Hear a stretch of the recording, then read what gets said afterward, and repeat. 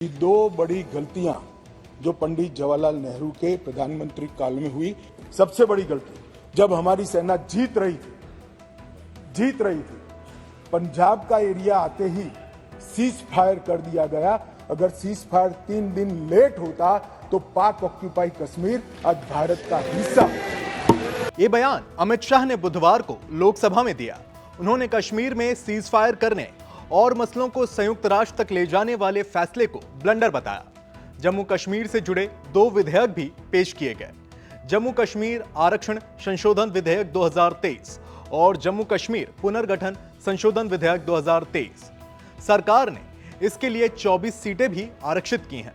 गृहमंत्री ने यह भी साफ कर दिया कि पीओके हमारा है और सरकार के स्टैंड में इसे लेकर रत्ती भर भी फर्क नहीं आया है और वो पीओके से पाकिस्तान को खदेड़ कर ही मानेगी।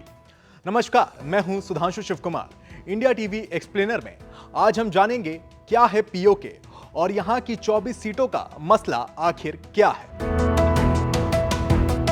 कश्मीर का 78,000 किलोमीटर वर्ग का हिस्सा पाकिस्तान के अवैध कब्जे में है और पाकिस्तान इसे आजाद कश्मीर कहता है। चलिए सबसे पहले जानते हैं आखिर क्या है पीओके।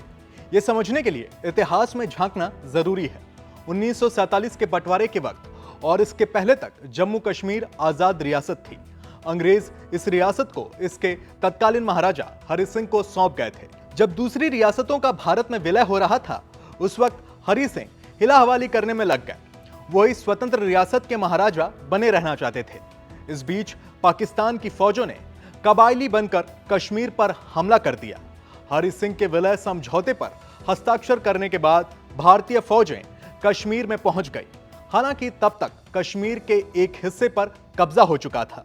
उस वक्त हमारी फौजें आसानी से पाकिस्तान को खदेड़ भी देती, लेकिन तत्कालीन प्रधानमंत्री जवाहरलाल नेहरू ने पाकिस्तान के साथ युद्ध के समय संघर्ष विराम का फैसला लिया।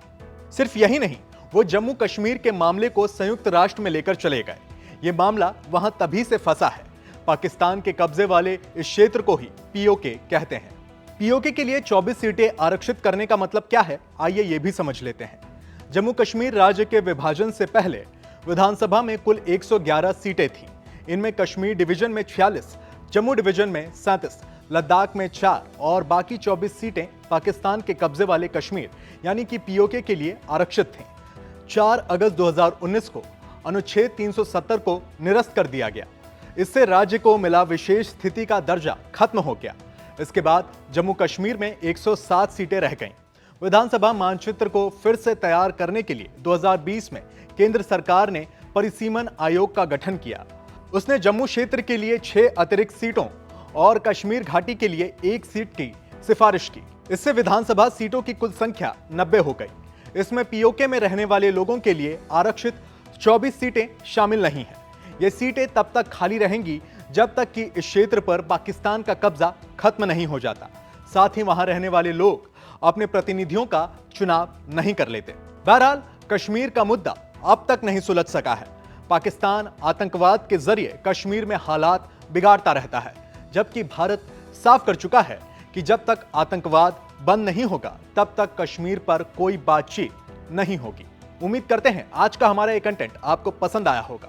अगर आपको हमारी वीडियो अच्छी लगी तो कमेंट बॉक्स में कमेंट कर जरूर बताएं और बने रहें इंडिया टीवी के साथ।